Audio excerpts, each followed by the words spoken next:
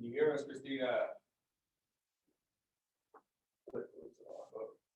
We don't have a good microphone, so it might be better now. There you go. What's up, girl? How are ya?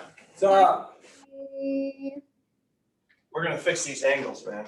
Angles. Well, the only thing is, this cord's not long enough. Yeah, do that. That's a good video. This will work for the whole meeting. Yeah, just keep it right there. Yeah, do that where you had it, so you don't see me. Where I'm not in there. Do it to where I'm not in there.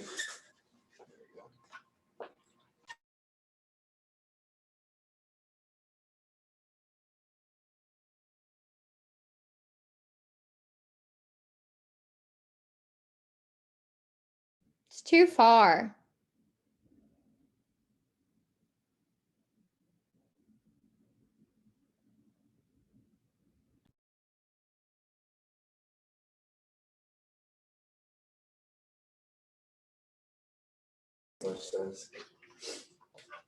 So.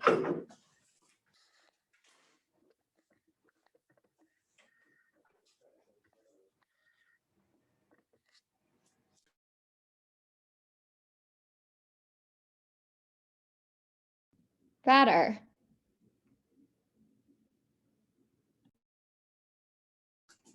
Can you hear me? Hey, Christina, how's it going? We got Marquise in the building.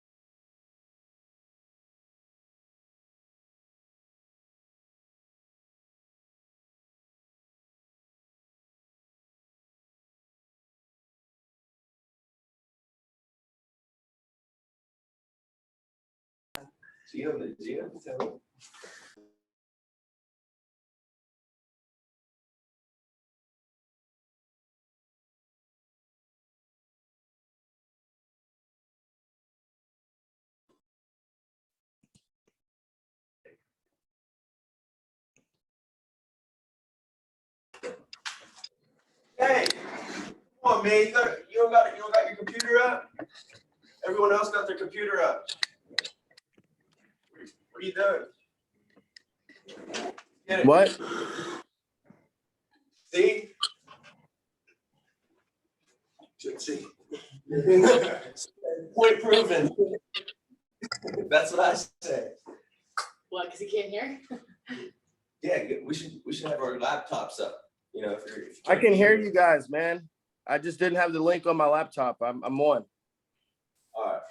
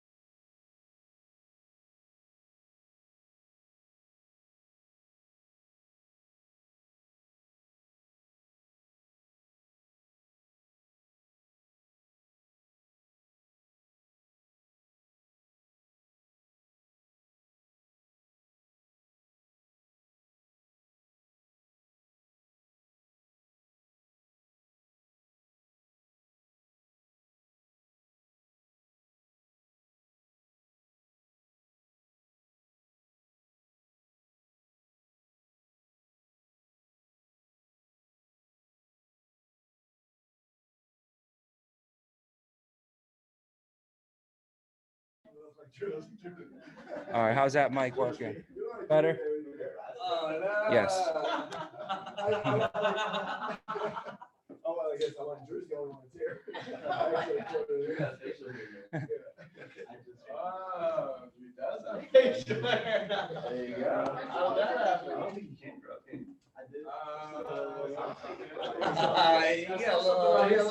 roll, you like need this like liquid in your beard. It's like little metal spikes, looks dangerous. So yesterday for the FBLA, I went over net to gross and retention requirements. Some of you guys are already on that call. I'm not going to repeat it all, but I want to make sure that if you already are in leadership, that you know this stuff. So that the people in FBLA don't know it and you know it. Like, the up and coming leaders know more about retention than the current leaders, right? So just make sure that you know what the net to gross is. I'll just run through it real quick. I'm not going to spend the whole, I spent a half hour explaining it yesterday. So, when you're an agent, your net to gross got to be from 0 to 4%, or from 0 to 4 months could be what? Zero. There's no requirements. There's no requirements from months 0 to 4. From months 5 and 6, your net to gross got to be what? 86. Months 7 and 8, your net to gross got to be what? 84. And then from months 9 through 12, the last 4 months of the year got to be what? 80, right? So if you have an agent in their first 4 months, and in month 4, their net to gross is 30%, they'll still get a bonus. In month 5 and 6, their net to gross has to be 86. Month 5 and 6, got to be 86%. Josh, what's it got to be? 86. You sure? It did change, but yeah, it's That's what it is. Yeah, there was never like a 7 to 8 before. It definitely did change. It's been this way for 2 years. Yeah, nothing's changed. It's been like this for 2 years, guys. 86, 84, 80. I just remember some football players. 2020 world's greatest bonus. Well, that's good news. You sure about that? Yes, I said it did change. Where's it say 84 at? It used to be on board. Yeah, now it's just random. Oh, wow. So they cut one of these out, guys. The 86, right? Wow. So check this out. They made it better. They made it better. Wow, company's cool. So instead of month 5 and 6 to be 86, it's 84% for 2 months. And then after that, it goes to 80% for 6 months. Yeah. So for the last 6 months, it only got to be 80%. 7 to 12 was 80, and then 5 to 6, 84. Mm-hmm. And then there's no requirements for the first 4 months. Before, just so you know, there was requirements from day 1. Like in month 2, if you're under 86%, you got no bonus. That's what it was, So after, it happened to Drew. In Drew's second month, he didn't get a bonus, Now they figured that new agents, they give them 4 months to get some shit fixed, right? How do you fix your net to gross? If you're at 10,000 gross and your net is 7,000, you had 3,000 fall off, you're at what? 70% net to gross, right? If next month you wrote 10 grand, you'd be at 20,000 over 17,000. What's your net to gross then? 85%. So the way you fix your net to gross is you add more gross on. So if an agent has a low net to gross in their first, second month, they have their 3rd month, they have their 4th month to put that gross on and fix what that number is. So by the time they get to the 5th month, they have that 84% retention or net to gross. So just know the game, know how to play it, know how to coach it up, be proactive. You just got to know. And then when you get put into leadership, it's the same thing. So you're going to have a net to gross. This is what we got to prepare people for. They're going to have a level 1, and then they're going to have a level 2. So your level 1, you might have been on a level 1 for 8 months. So on your level 1, you only got to be at 80%. But on your level 2, you're a brand new level 2, right? So they put you back on these same numbers on your level 2. So in your 5th month on your level 2, if you're under the 84, you're not going to get a bonus on your level 2. In your 7th month, if you're under 80%, you won't get a bonus on your level 2, right? So all the business that you write and all the business that your team writes is all on your level 2. That's what your level 2 is. It's you and your team. It's all the business together. Your level 1 is just your business. The business that your team writes is your business. So it's always going to be under your books forever and ever and ever. And it can bless you for a long time, or it can haunt you for a long time. Okay. What the saying they'll say is agent will come and agent will go. The ALP will stay, good or bad. It'll stay on your books forever. Right. So make sure that regardless if you have your agent with you forever, or if you don't have your agent with you forever, just remember their business is going to be with you forever, good or bad. Casey was haunted upon that for years. I think you said it this week, you don't want all business coming from person. Yes, When you said it this week. I did. I said that yesterday. Were you on the call yesterday? On the FBLA? You weren't on Now I FBLA. heard it. Maybe. Maybe Marissa tell you? Speakerphone, yeah. Did Marissa tell you or something? But yeah, that's what I was harping on. I was harping on that yesterday in FBLA because I said, I was just warning people, man. I've seen new agents. They'll come in, they'll write a whole bunch of personals. Marvin gets all excited. He's making big paychecks. His agent's blowing up. It's exciting, right? But then that agent doesn't know how to sell, So like, I'm glad you can sign your grandma up for life insurance. But can you sell? Can I give you a person's name and number and you're able to call and schedule an appointment with them? Are you able to present and sell somebody life insurance? That's what we need to know. Can you sell life insurance? Because if you can't sell life insurance, you're not going to have a career here because you're going to run out of personals one day. So the rule back in the day was no personals for 90 days. No personals for 90 days. And it's a really good rule because if you allow people to sign personals that they don't learn nothing. What they learn is the wrong stuff. They learn how they can make money easy, right? Then they never really learn how to sell, and then 3 months go by, they run out of personals, right? And then they try and go make sales, and guess how good they are at that? Horrible. So then they think this is a scam. They think that you lied to them or something. They start blaming everybody. And I'm like, well, why? Because they have here. You want to know what they're going to say? Why? What's going on, bro? How come you're not successful? They have dress down days on Mondays. They wear backwards hats. Meanwhile, when he came in, that was the main thing he loved about the deal. I'm just saying, this is the shit that people do. They're like, oh, this place is great. They got great culture. It's relaxed. We got to wear hats on Monday, dress down. And then 3 months later, after they run through their personals and they can't sell anybody and they're getting their ass handed to them out there in the streets and burning through my effing leads, right? Then he blames Reich. Reich was supposed to run a workshop with me. He didn't teach me nothing about the referrals. It's all Reich's fault. Meanwhile, he's been buying them lunch for the past 3 months. You know what I'm saying? That's what's going to happen if they run their personals. And then they quit, right? And then they call grandma and they say, hey, Grammy, remember I signed you up last month?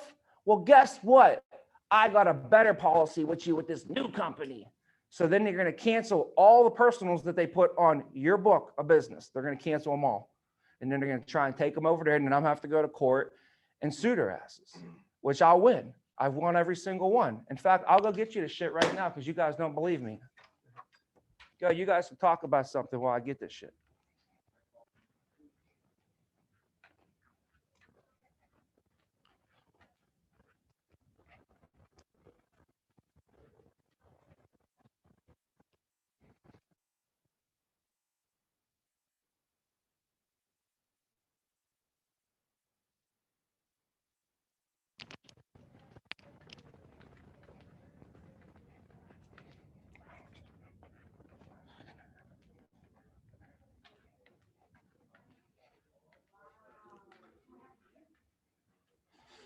So I don't want to start out on just something random or not even like on something negative or whatever, but hey, this is actually positive. This is positive because I'm showing you guys up front how to protect yourself before this happens to you. And were you thinking about this morning before we went over this shit? You didn't wake up thinking about what if somebody comes in and writes a bunch of personals and then ruins my retention and I have to get no bonus for 6 months. You weren't thinking about that. The reason I'm thinking about that is because I saw so many people happen to them before. That's why I'm thinking about it. It never happened to you before, so you ain't thinking about it before, right? Good thing I've been down the road of life a lot. That's why you guys, everybody in here, you're on my management team. You guys are like the main people that run this deal. When you make a decision, it doesn't just affect you and your family. It affects everybody here. Everybody here. When you make a decision to book a flight during phone night, it affects everybody here. It does. And if you run that decision by me, I'd find a better flight for you. That's going to make you money and your team more money and be more successful. But when you guys make decisions on your own, they're not going to be as good as if I help you make those decisions. And I'm not just saying that because I'm not humble. I'm humble, okay? But one thing I know is I got 15 years of experience in the life insurance industry, and I've run circles around every single person. Every single person. When I was a financial advisor, I was the #1 financial advisor in the city of Pittsburgh. First year for that company. They flew me to the home office and had me speak to everybody. How did that happen? Why does it happen? So it's just trust me on this shit, okay? If you have any major decisions to make, Faith, you can come to me. You're not bothering me. Jay Vaughn's calling me, asking me about his car. I'm in the middle. You could ask Edgar. Me and Edgar are running around doing 14 different things. I promise you. I'm getting set up for this. I'm doing this. I'm running around here. And Jay Vaughn's calling me, asking me about this car. As we're doing all this other shit, I'm like, yeah. What's they say about it? What's the interest rate? Do this. I'll help you. I don't care if I got 40 things going on. I'll help you figure out what car is going to be best for you. You know, I don't want you to get stuck in and make a poor now Jay Vaughn makes a poor financial decision. He's going to pay $42,000 for an $18,000 car, which is going to cost him an extra $200 a month. That $200 a month is going to affect him, his team, this business, this agency. He's going to have to borrow money from Josh one day. It's going to affect the whole shit because making poor financial decisions. When he could have came to me and I had this shit like this, he's going to have to spend hours and hours and hours and stress himself out and do all kind of research and still probably come up with the wrong answer. All he had to do is bring it to me, give me 2 minutes, give me the information, boom, I'll have a better answer than 95% of the people you talk to would have for you. I'm a professional problem solver. I'm not even a professional, I'm a doctor at that shit. I've been solving problems for everybody nonstop, and I solve them at the highest level. That's why I get the results. If I was bad at problem solving, you think I'd be any good at it, getting results in life? I get dealt with problems and bigger problems than you've ever seen or heard of before. And I handle them all like a champ, and I slide right through them. So these little things you guys are going through right now, that's like first grade for me. Come and ask me what 2 + 2 is. This the same thing as you coming and asking me what to do with your car. It's easy. So stop making decisions on your own. Stop. Come to me. Ask me. I'll get you there faster, unless you like going slow. Ask Austin. Call me, Austin. Do I got the answer? I'm like, let's figure it out. Within 32 seconds, boom, we got that shit handled. On to the next one. She's like, all right, thanks, boom. She's worried about what to do. It took her 4 hours to figure this shit out. Just call me, boom, we got the answer in 32 seconds. We're off the phone, on to the next one. You know what I'm saying? So I know what's going on. Trust me.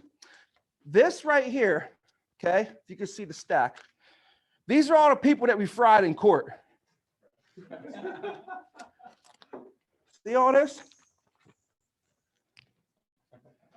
If they want to step to us, at first I didn't know what was going to happen. Then I go to court, I have to testify, right? Then they come up with this, and I'm like, oh, our lawyers are beasts. Our lawyers, when they see somebody do something shady against American Income Life, it's like, dude, they're old guys that don't really got much going on. So when they can do something exciting, like fry this girl, like crush her, she's like, oh, we're gonna take her to the bank. They love it. I like our lawyers. Our lawyers for AIL are hardcore gangsters. And I love it. I love it. Like I was getting on a call with them and I thought it was going to be like, okay, Tommy, we're going to need your statement. they're like, this girl, she don't even know what's got coming to her. We're gonna ring her around. You know, they want to bring her down, burn her. She's a we're gonna drag her through the streets. Everybody's gonna see. Like they really want to bring it. It's exciting for them. So they got me excited about this. I was like, oh, this is gonna suck. And then I'm like, oh, these guys like they really want to take it to them. So they have no remorse, especially if the people do shit that's extra shady. They really want to get them. You know what I mean? So, I mean, I wish I could hear. Here's one right here. What's that say? What's that say? This is just one of them. What's one of them? They have agreed to the amount of $40,000. So they have to pay $40,000. And they have an arbitration amount of $27,160, which is a total of what? $67,160. And all which shall bear interest at the lawful rate of 5% until it's paid off. The lawful rate. We should call it cash value. That's just one of them. That was against Anemi Bennett. Miss Anemi Bennett thought she was going to be fancy. Miss Anemi Bennett thought she was going to call our policy holders and wear an American Income Life polo shirt and go to their house and tell them we're going to get you a better program. And then they get a policy in the mail and it doesn't say American Income Life. It says another company on it. And she was thinking she was getting away with that shit for a minute. Then she tried to call current policy holders that she had, and they called us saying this girl came over, we got her Friday. Oh, then she tried to recruit people. So I think that's where the 40,000 was from the policies and the 27,000 from her trying to recruit people. Yeah. So leave here and just make sure you read your contract when you leave. I warn everybody for their own personal sake, because I really do not want anybody to go through this. Like, if you leave, cool, leave, you know? But don't make me slam the door on you on the way out. You know, like if you do that shit, you're going to get it. I'm just telling. So here's what you tell your people. They really just say, listen, best of luck to you. Best of luck, you know. Anything I could do in the future, let me know. We're here for you. We're going to be here. I'm not going nowhere. Last time I checked, the life insurance industry ain't going nowhere, brother. We ain't running out of leads anytime soon. So, if you ever try to replace policies from this company, if you call any policyholder after this point for any reason, we find out you've contacted a policyholder. If you call anybody that currently works here and even remotely sniff or smell or try and mention to recruit them to another opportunity, and we catch wind of it, you are going to be sued heavily by American Income Life and Globe Life. Last time I checked, Globe Life's pockets are very deep, okay? They have millions of dollars that they could spend on lawsuits all day long and it wouldn't even affect them. I don't know if you have that time or the money to put into that, and I do not want that to ever happen to you.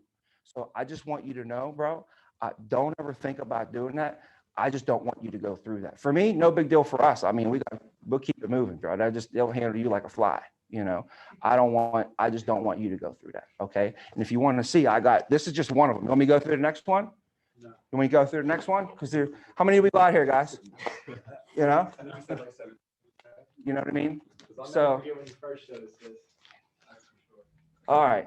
So just so you know, you guys are protected. I go over to show you guys are protected too. So if anybody ever tries to point any shady stuff on you, we're protected, man. We're good. You're good. All right. So, you know, knowing your net to gross and all that stuff is what the first thing I wanted to go over. The power of residual income, talking about net to gross, talking about renewals. You can't talk retention. You can't talk about retention without talking about renewals. So anytime you talk about retention to your team, always make sure that you talk about renewals at the same time. So if I said, can you explain to me the power of residual income? Do you guys know what I'm talking about?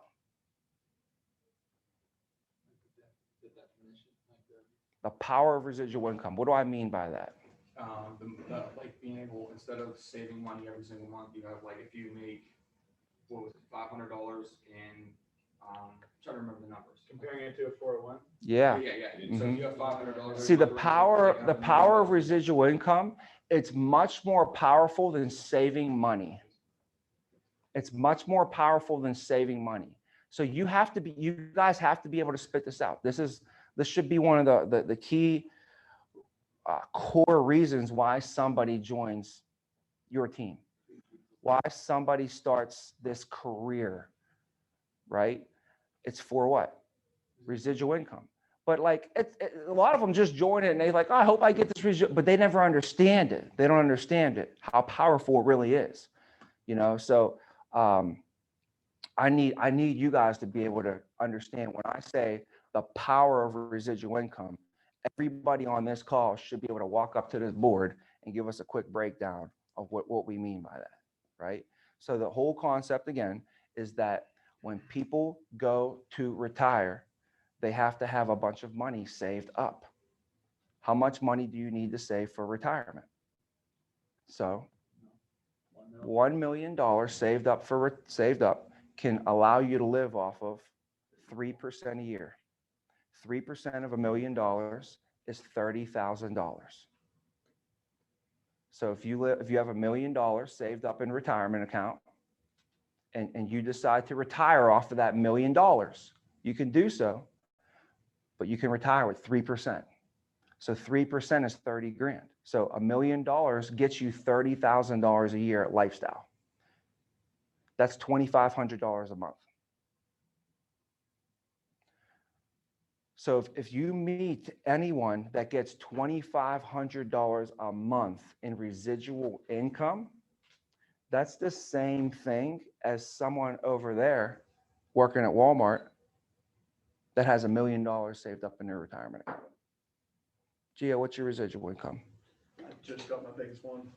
One of the biggest, 4,000. Gio's residual income, $4,000 this past month, right? How many years? 5 years? He just got his 5-year plaque. Yeah. We hanging up, right? Got his 5-year plaque. So, you know, that to me, that's definitely $1.5 million at least. That's over $1.5 million. I don't know where you can work for 5 years and have a retirement account that's worth $1.5 million, right? And then what would happen if he was working somewhere else? His retirement account might have $1 million in it, right? But he can't touch it. So he has to wait and let it grow. Imagine if he had $1 million, but he was starting to pull 50 grand a year. He's making 50 grand a year right now before he wakes up. Talk about people want a base salary. He builds his own, he makes his own base salary and it goes up every year. Plus he gets into management and then his team does production. And if he got a team that's doing about 20,000 a week, he got a base salary of 3,000-4,000 a week. So a guy makes 50 grand a year in a base salary on his residual income. He makes another 150 grand a year off his base salary, off his MGA team production. And he didn't even go out and write any business yet. So he built himself a $500,000 a year base salary, you know, over the last 5 years, right? So well, the point of it is though, is if you have $1 million, you can live off of 2,500, right? That's what you need to know. So let's go back small and then we'll go big. Okay. So if you have $1 million, you could live off of what?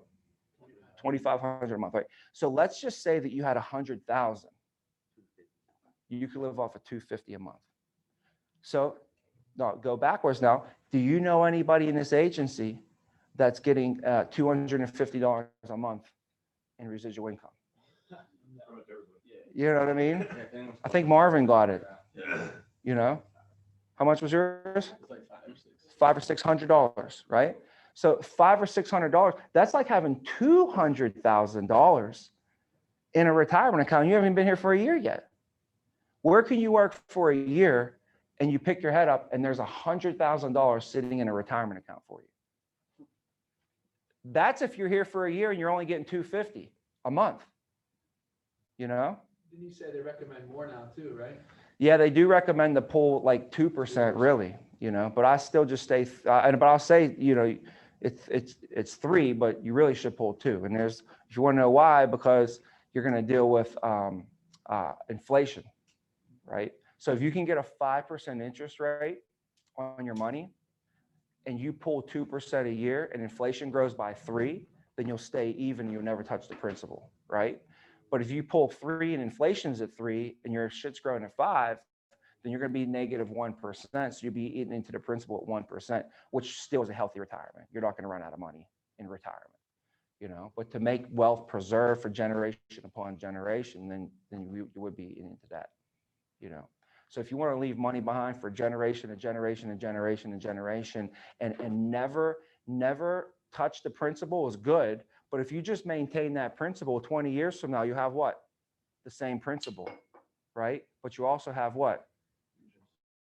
Double the price of things, right? So you can't just maintain. If you want to leave this money for 100 years now, you're going to have to build in a system to where your money can grow at the rate of inflation. So the purchasing power, like if my family is living a $1 million lifestyle today, and I want my family to live a $1 million lifestyle 20 years from now, then I'm going to have $2 million coming in. You know what I'm saying? So you're going to have to build a way for that to happen, or else the buying power of your money is going to go down. And, you know, and I have 2 kids. So what I have to do is I have to teach them how to turn what I leave them into more money. I have to teach them with the skill sets and the knowledge to be able to do that, because they're only going to get half. You know what I mean? So if I got my family living a $1 million lifestyle, but then I retire or I die, then each kid's going to split that. So he's going to get a 500, he's going to get a 500. So if I only leave them with 500, but they need $1 million lifestyle, guess what I need to make up? I need to make up a $500,000 in lifestyle and teaching them in education. You know what I'm saying? Knowledge, wisdom. I was gonna Make ask sure you they too. read the book of Proverbs. Yeah. When you take out of a 401 or a retirement account at 2% or whatever you may be doing, does it continue to grow, or do they stop the investing and the growth when you start withdrawing?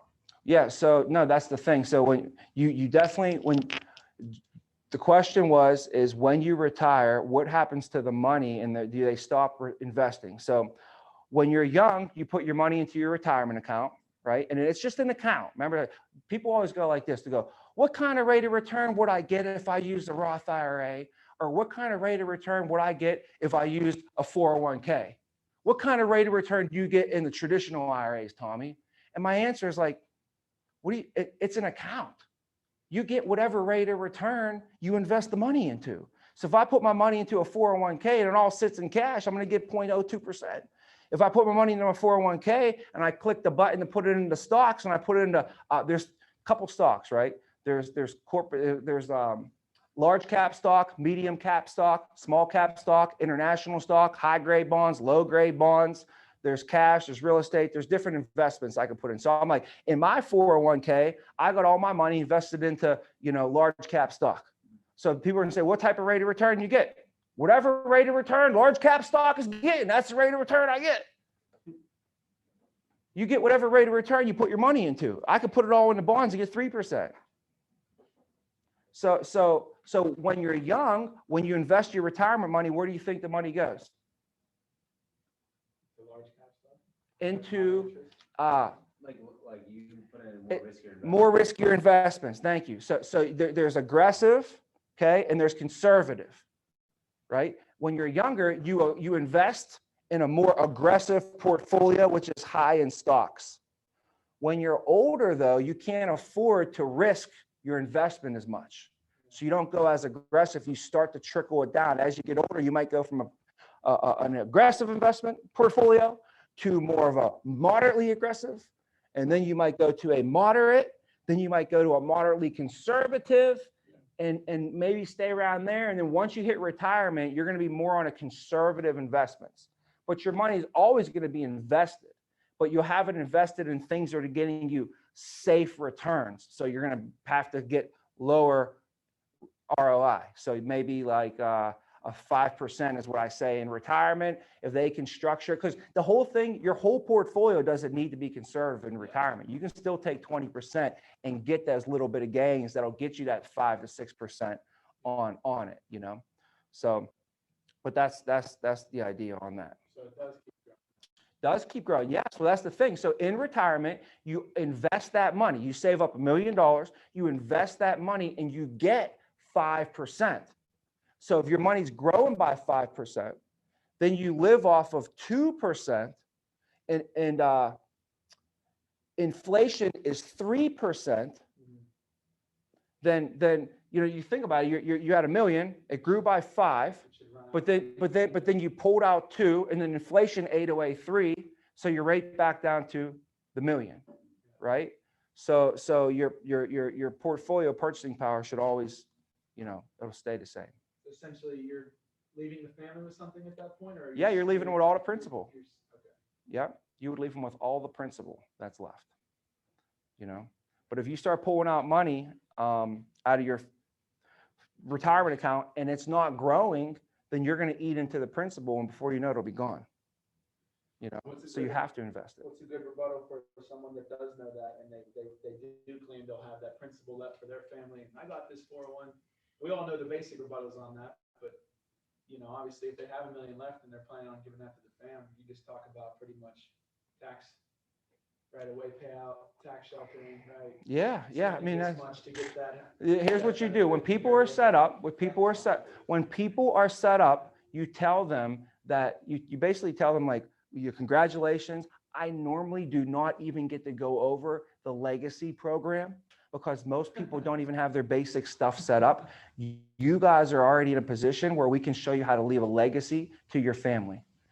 So when people are set up, you say, well, congratulations. I'm usually never get an opportunity to talk about the legacy program with people because they usually don't even have their basic fundamentals. You guys are on your P's and Q's. You guys are all set up. You guys have done a great job. Congratulations. Very smart of you. Looks like you've done a great job planning. Okay. So what most people in your situation do is how the wealthy transfer wealth. Okay. How the wealthy transfer wealth. So think about this. Let's just use an example of a 35-year-old, right? A 35-year-old can, he wants to leave money to his family, right? If he wanted to leave $70,000 to his family, how much would he have to save up? He'd have to save up 70 grand. But then what happens is when you save money and you just pass money from one generation to the next, you know what it goes through? Taxes, right? Probate, state taxes, inheritance taxes, all that stuff. So if you wanted to leave them 70, you probably would have to save up maybe 90 or 100, right? So the wealthy figured that if I were, instead of saving 90 to leave them 70, what if I set aside 35 to leave them 70 and it's tax-free? Because what they'll do is they'll put their money into the life insurance program that covers them for $100,000 now because they're smart. And then what they do is by the time they reach 65, they'll put about $35,000 into this program, and then they'll take the paid up option to $75,000, right? And they leave their family with $75,000 tax-free, and it only costs them $35,000 versus leaving their family with $75,000, but it costs them $90,000. And then the thing is, if they die at any point in time, their family's only going to get what they put in the bank because it's dollar for dollar. So this wealthy realized, like, I could save $1,000 a year, but if I die in 2 years, my family's only going to get $2,000, right? You guys got that? Yes, I got that. All right, cool. This is why I sell life insurance. So I'm really good at it. Always find an angle. I'll find an angle on everybody. Sell in every house. How do you get the shirts? Go on the website, man. Yeah, check out the Maybe site. it was a custom make, like a one-timer. No, yeah. You can go on the site, check out the site. There's some stuff on there, But all right, good. So I wore this because I was going to ask you guys if I said, hey, Reich, what's the power of residual income? What can you explain that? And I know there's no perfect really way, but I've gone over it enough where I would hopefully for you guys, next time I ask that, one of you guys say, I'll do it. And you come up to the board and you break it down for us. Okay. All right. So let's get into stuff because we got a hard stop here at 9 o'clock. All right. The updates. We met with Nick Moore yesterday. You guys all met with Nick Moore. Okay. I recapped it with the people that were here. I want to just recap it with you guys again, and I'll just reiterate it with the people that were here because we only got maybe 7 or 8 people were in that room. So Nick Moore, if you weren't on the meeting with Nick Moore yesterday, it was good, but it wasn't great. I was a little disappointed in the information that we got from him. He went on a lot of tangents. He didn't give me the juice and the fire and the ABCs and the 1, 2, 3s I was looking for.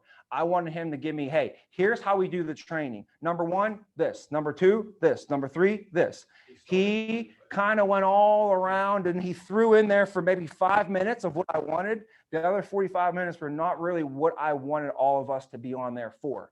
But nonetheless, some of it was still some good stuff. So we chew up the meat, spit out the bones.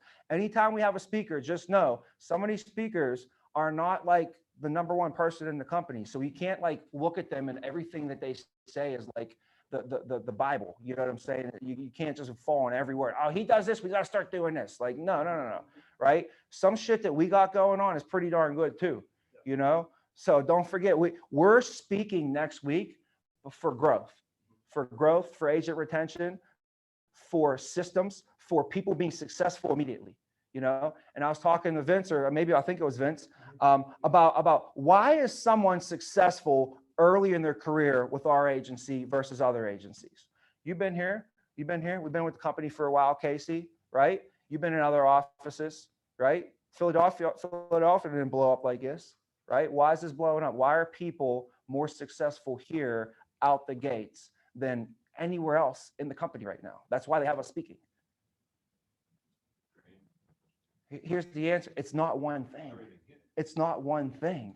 I can't say, why was the soup good? Well, because the food was really good quality, or because the chef was a 5-star chef, or because the way the food was prepared, or because the way that it was cooked, the temperature that they used on it, the way they slowly heated this up, the carrots, the seasoning. What made the soup good?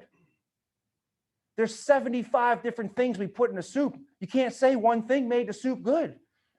The reason, all of it made it good. If we took one of those things out, it wouldn't have been as good. It wouldn't have tasted the way it did, or tasted different. So it's everybody here, all of us together. That's what the soup is. That's why it's so good, okay? But I'm thinking about some internal things. One thing that's different from before is the leads. The leads. Our new agents are getting way better leads and way more leads than any agent has ever got in American Income Life history. Straight up. I'm telling you guys, I'm not making this shit up. I promise you. I promise you. I wish I don't know how else to prove it. It's just trust me on it. Josh knows. I'm glad there are people that have been with the company for a long. Josh, 8 years, Josh. Talk about the leads for a minute. Say it. Yeah, you're the best. Are they or what? Yeah. Have you got better leads when you were in Philly, Pittsburgh? I'll tell you right now. I was gonna say, I'll speak on it. Drew said he went to bed and he prayed at night for union members. He swears on his life. He prayed that the PR. I would meet with the PR team out there. Dude, we go to, hey, PR team, are you guys working? Yeah. Do you get any groups? Our PR team out there suck. They got us no unions. None. Yeah, Casey's still 3 years later. He's still waiting for his lease.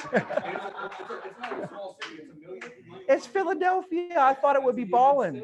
You know. So I promise you guys, we're very, very, very lucky, very spoiled, and that's one of the reasons why the agents are doing really well.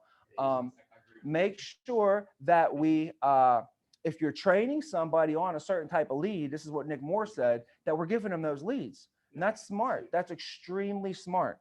You know, like, hey, bro, all I had was union and POS. So that's all I trained this person on. So like, I don't want them to get released and get all child safes because they'll probably not do as well. Thank you for letting me know, being smarter with the leads. Okay.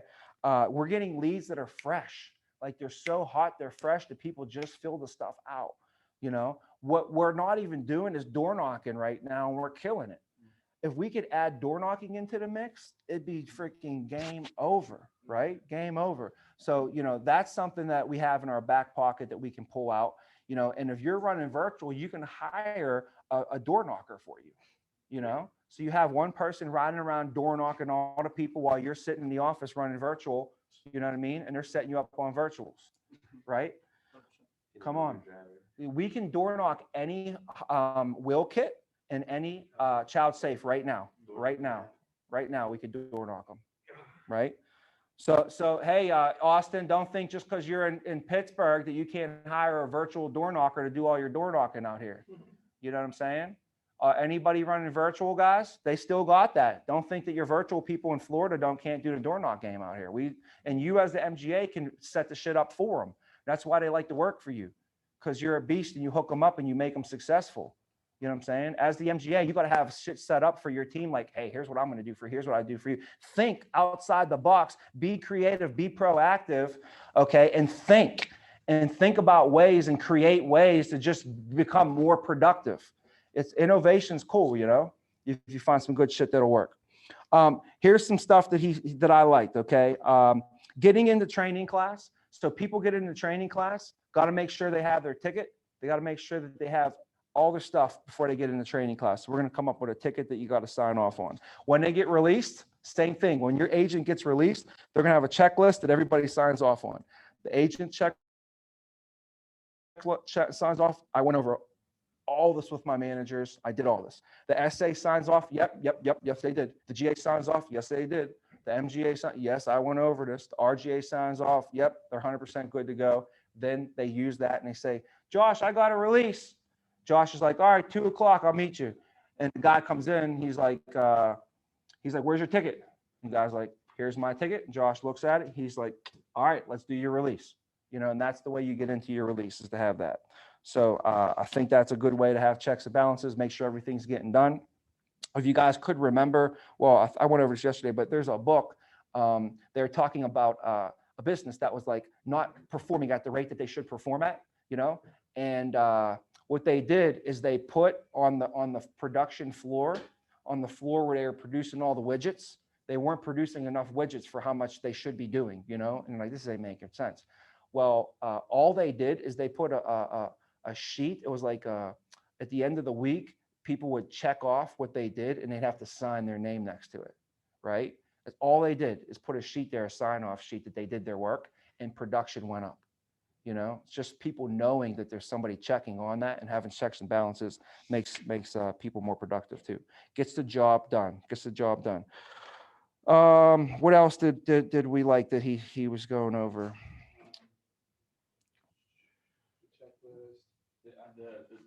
The Tuesday, like, Tuesday observation day. yes. Yeah, I love the Tuesday observation day. So what he does is he has all the trainees and they're in the office, and in his example, but we could just do, if there's a couple people virtual, they have to hop on virtual, but they have the schedule for the day, all of Marvin's appointments, all of Reich's appointments, all of Casey's, all of Drew's, all the managers are on one schedule. So at 1:00, we got like 6 of them. There's Jay Vaughn, there's Tommy, there's Austin, there's Melissa, all at 1:00. All at 2:00, here's all the 2:00. All at 3:00, here's all the 3:00.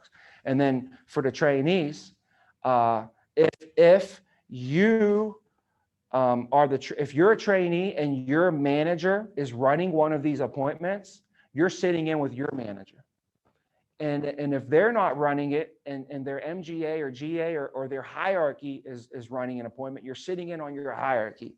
If nobody in your hierarchy got an appointment at 3:00, then you're gonna go hop in with a manager from a different hierarchy that has an appointment at 3:00.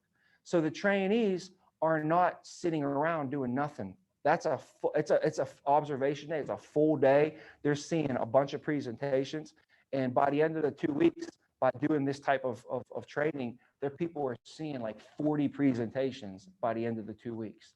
They're twice as much trained as us.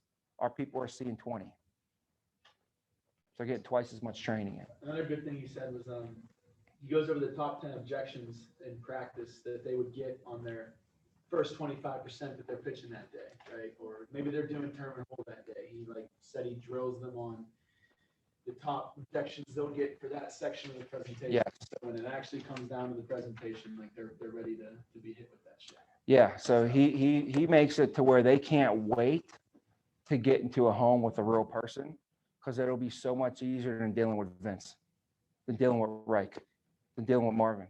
Like I can't wait to do a presentation, because trying to do a presentation with Faith is like, she rebuttals the shit out of me. Like normally when I see a normal person, they give me rebuttals was like 1 or 2. When I deal with her, I can't even get through. She rebuttals me every 5 seconds about everything, right? So now when they get into the home, they get 1 or 2 rebuttals that they can't wait. It's easy for them. You know what I'm saying? So he used the example of Michael Jordan. He said Michael Jordan made practice so hard on his teammates, they couldn't wait to a game. They couldn't wait to play a game because they were sick of practicing what Michael was so hard. You know what I'm saying?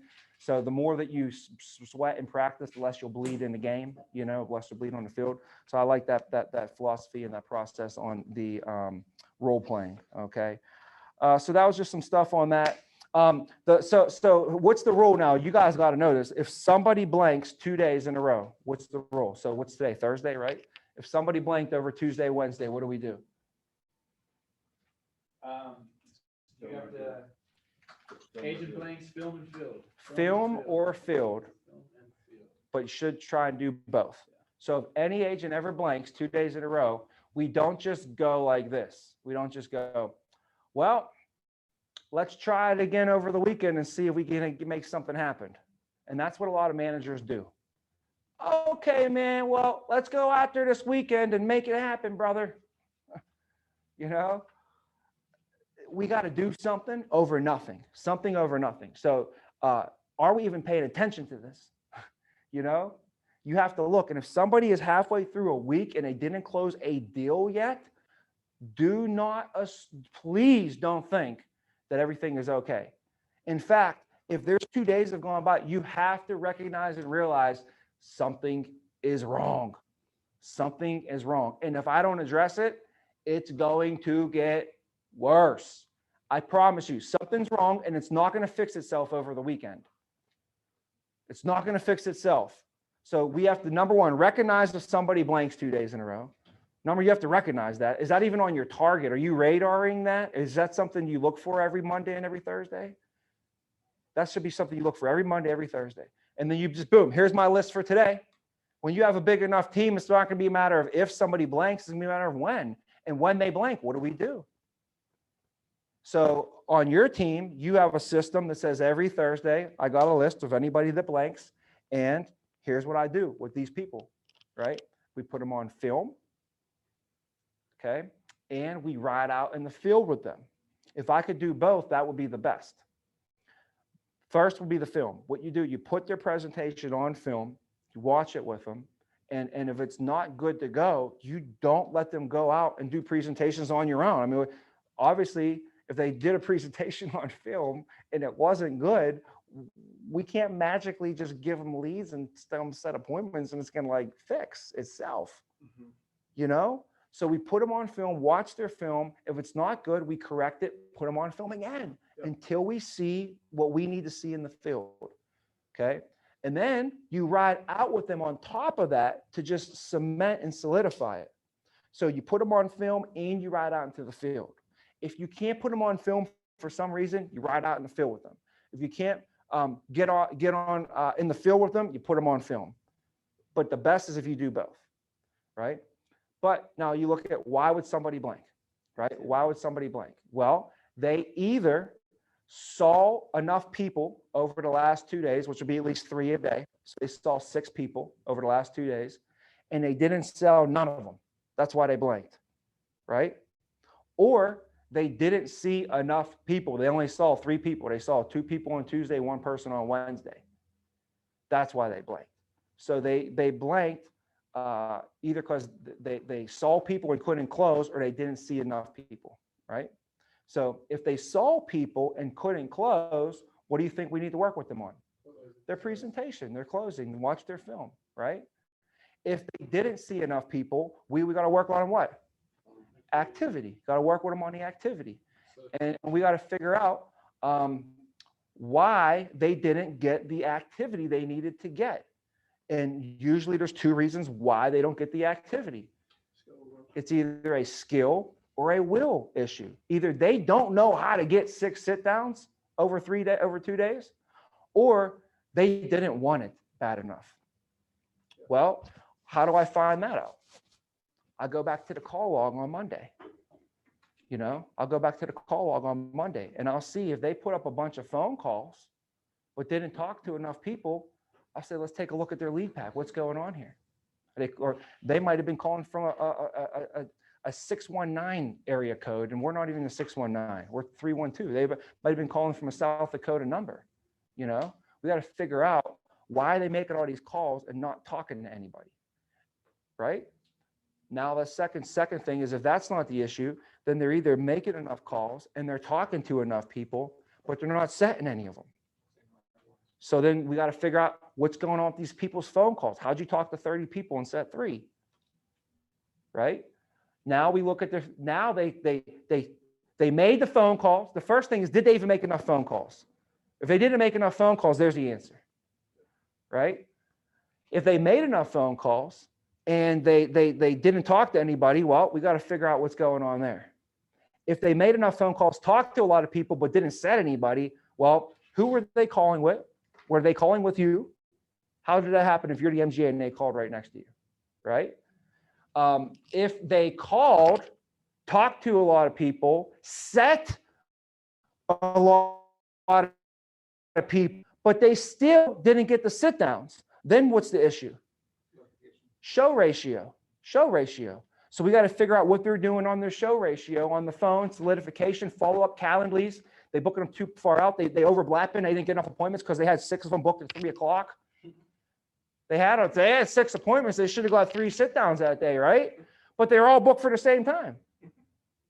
So you got to figure out what's going on with this deal. Like, why did they have the appointments booked, but they didn't get the sit downs, right? That all comes back to skills there. So once you diagnose that, then you know what to work on. But most people aren't even looking at this stuff. We wake up on Tuesday, go right at it. Wake up on Wednesday, go right at it. Thursday, go right at it. We don't look at, as the more you get into leadership, your people need you to stop. Like they ain't looking at, they're in the back seat. You're driving. Do you think they're looking at the dashboard? They're not looking at the dashboard. You got to pull up their dashboard and put it in front of them, you know?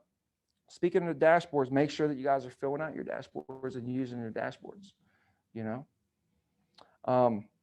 Other than that, guys, I got to hop on this 9 o'clock. So here's where we're at. Okay. We have a contest right now for the month of April showers, right? Last week was the first week for the contest. This is the second week of the contest. Lita got 1 personal hire last week. That was the only person in the whole entire agency that got a personal hire. I'm about to cancel the contest. I'm about to cancel the mother effing contest. I got personal hire. How am I looking at a room right here of people that are supposedly leaders? Leaders are people who can influence others, and you haven't influenced nobody that started a career yet in this competition. What are you waiting for? Who are you waiting for? Alex to bring them in? You got to bring them in. You're the leader, you know? So I'm a little upset, to be honest with you, that there's nobody taking initiative. And Gio, where's your personals, bro? Get a damn personal in here. Lead from the front. Get to the freaking thing. Everybody here, get a personal. At least one. Don't let me get more personals than you right now. Don't let me do it. I'm 38 years old. I should not be getting more personals than you. I should not. I already got all my personals in here. Already done it. Don't let me go on Instagram and get more personals than you. I'm not even Instagram. What am I Instagram? Like I'm 38 years old. How am I getting personals on Instagram? I got 20-year-olds who can't get personals on Instagram. What's going on? Like for real. I go to eat with Austin. We get the waitress. Boom, got a personal. Have you gone to eat at all? Or do you guys know how to go out and eat ever? You talk to anybody? Like what's going on? What's going on? Do you go anywhere? Didn't you go to the Cubs game? Should have got all kind of fucking people at the Cubs game. You know what I'm saying? We got to go. We got to get these personals. So I'm very upset that we didn't get no personals. All right. Last week was Easter. Okay. So we'll chalk it up to what it was.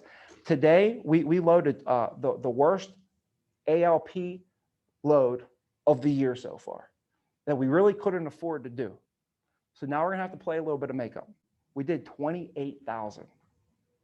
We did 28,000 on Sunday 2 weeks ago. We did 28,000 last week, but it was Easter. We'll chalk it up, whatever you guys want to call it. We had a big month, but we are down now. We're behind. I don't like playing from behind, but we're going to have to play from behind. So anytime I play from behind, I have to work harder. You ever play basketball and you get behind? You have to play it very, very hard, like extra hard, right? So we have to catch up right now. And this week, we're not off to the hottest start either. You know, I think, I can't even, 20-some thousand maybe. So 18,000 or something we're at. So not a great start so far for this week either. We just got brand new leads last Thursday. Okay, so if we're gonna pick this game up this month, we got to do 300,000. We're gonna need to do a minimum of 50,000, 50,000, and 150,000 the next 3 weeks, but we have to make up 20,000, 22,000. So we have to do 61,000 this week, 61,000 next week, and 150 the last week. So we're got to make up about 40,000 so far this week. And then next week, we got to do 60,000. And that'll put us in target to hit the 150 the last week of the month. And remember, like the last week of the month is the most important week. You know, if you're going to miss a number here, okay, miss a number there, okay. We can't afford to miss any numbers that last week of the month. And we just got leads on what, 1 week ago today. We barely even ran them. Okay, so run these super hard because next Thursday, we're going through and doing new leads. 1 week from today, brand new leads. So run hard on these things, all right? If you need anything, you know, let me know because I don't want Monday to come by and Ray could be like, oh, I would have hit my numbers, but I just, you know, had these bad leads. I was trying to run through them, but they didn't work. I don't want you to, I'd rather you get this handled now. You know what I'm saying? Cole? Yeah, we'll come at you All right. for a few adjustments on my team for 4-3. You need this camera for your meeting?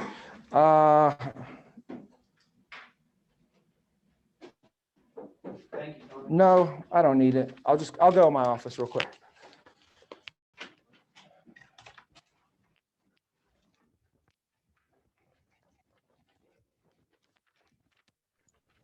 All right, guys, peace out.